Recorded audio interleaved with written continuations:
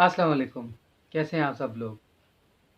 क्या आप चाहते हैं कि आप बग़ैर दवाई के तंदुरुस्त हो जाएं और ठीक हो जाएं? क्या आप चाहते हैं कि आप बीमारियों से बेहतर लड़ सकें और बीमारियां आपके करीब ही ना आएं?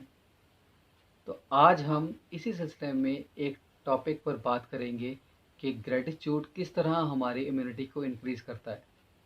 ये तो हम सब जानते हैं कि इस्लाम ने हम पर बहुत ज़ोर दिया है और हमें इस बात की तलकीन की है कि ग्रेटिट्यूड यानी शुक्र अदा किया जाए हर हालत में। लेकिन अब हम ये जानने की कोशिश करेंगे कि जदीद तहकीक और साइंसदान इस बारे में क्या कहते हैं और वो क्यों इस बात पर मुत्तफ़िक हैं कि ग्रेटिट्यूड से इम्यूनिटी इंक्रीज़ हो सकती है। तो चलें वीडियो स्टार्ट करते हैं।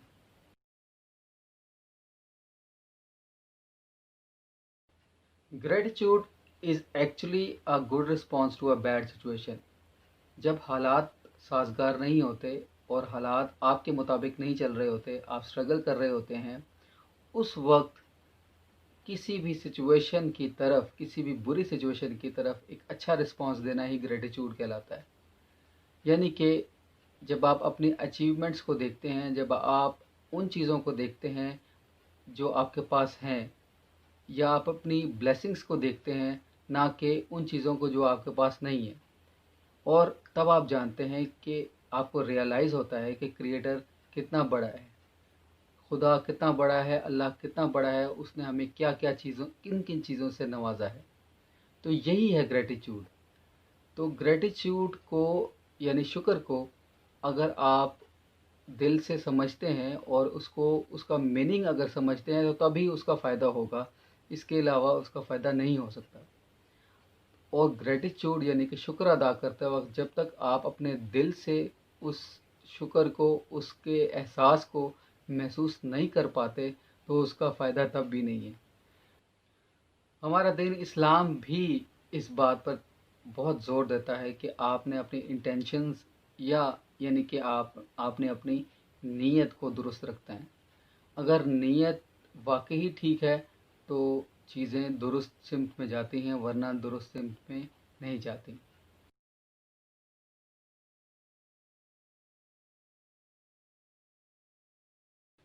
माहिरीन के मुताबिक जब हम कोई अच्छी एक्टिविटी करते हैं, कोई पॉजिटिव एक्टिविटी यानी कि खाना पीना, एक्सरसाइज, और जब हम फैमिली के साथ टाइम गुजारते हैं, तो इन सारी सिचुएशंस में डिफरेंट किस्म के हार्मोन्स रिलीज़ होते हैं जो कि हमारी सेहत के लिए अच्छे हैं। इन हार्मोन्स को हैप्पी हार्मोन्स कहा जाता है। लेकिन जब हम शुक्र अदा करते हैं और ग्रेटिट्यूड का इस्तेमाल अपनी ज़िंदगी में बढ़ाते हैं, तो एक ऐसा हार्मोन भी रिलीज़ होता है जो कि स्ट्रेस को रिड्यूस करता है, और स्ट्रेस को रिड्यूस करने में हमारी मदद करता है। और स्ट्रेस को रिड्यूस करते हुए वो हमारी इम्यूनिटी को इंक्रीज़ करता है, और वो हार्मोन है एंडोर्फिन। एंडोर्फिन्स के रिलीज़ होने से हमें स्ट्रेस का जो लेवल है हमारे माइंड में, हमारी पूरी बॉडी में जो स्ट्रेस का लेवल है वो डिक्रीज़ होता है और इम्यूनिटी इंक्रीज़ होती है। अब ये बहुत बड़ी और बहुत हैरानकुन बात है कि ग्रेटिट्यूड के ज़रिए हमारे बॉडी से ये हार्मोन्स रिलीज़ होते हैं। अपने आने वाली वीडियोस में मैं ये बताऊंगा कि ये हैप्पी हार्मोन्स किस किस वक्त रिलीज़ होते हैं और हम किस तरह इनकी एक्टिविटी को इंक्रीज़ कर सकते हैं, और किस तरह इनको इंक्रीज़ करके हम अपना लेवल यानी कि हमारा जो लाइफस्टाइल है उसको बेहतर बना सकते हैं। लेकिन फ़िलहाल के लिए आप ये जान लें कि एंडोर्फिन्स वो हैप्पी हार्मोन है, वो उस वक्त रिलीज़ होता है जब हम शुक्र अदा करते हैं। यानी कि ये हमें हेल्प करता है हमारे स्ट्रेस को रिड्यूस करने में और हमारी इम्यूनिटी को इंक्रीज़ करने में। ये दोनों अमल साथ में साथ साथ जारी रहते हैं।